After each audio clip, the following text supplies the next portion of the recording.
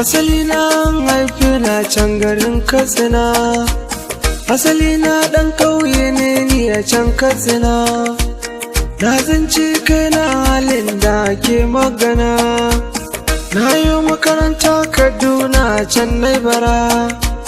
Shekara ta daidai ya 15 na yin bara. Na dawo gida mama na tana yin jira. Na yi makarantar boko na nan Katsina. Rashin gata da kudi ne ke damuna, karatu ya kare a gare ni na tsuguna. Mama na ta ce min ɗana ya za a yi, ba kudin karatun boko ya za a yi.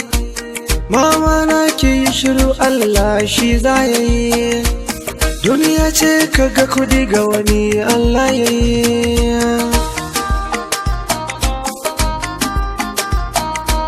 Na shirya zan tafi nema a cikin duniya, ta samin albarkar Allah ya yi kariya.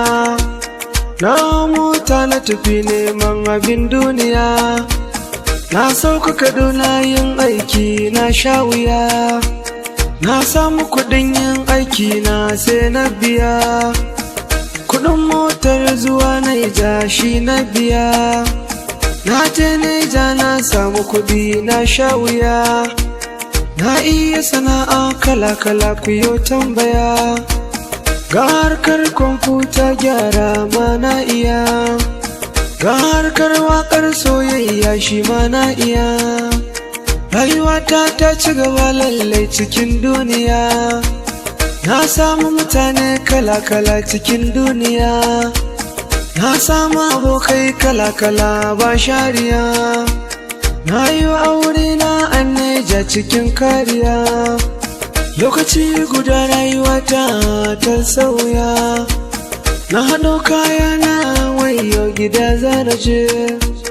Abokai na suka ce wai kai na za ka je, na faɗa musu ni dai wallahi gida zana je.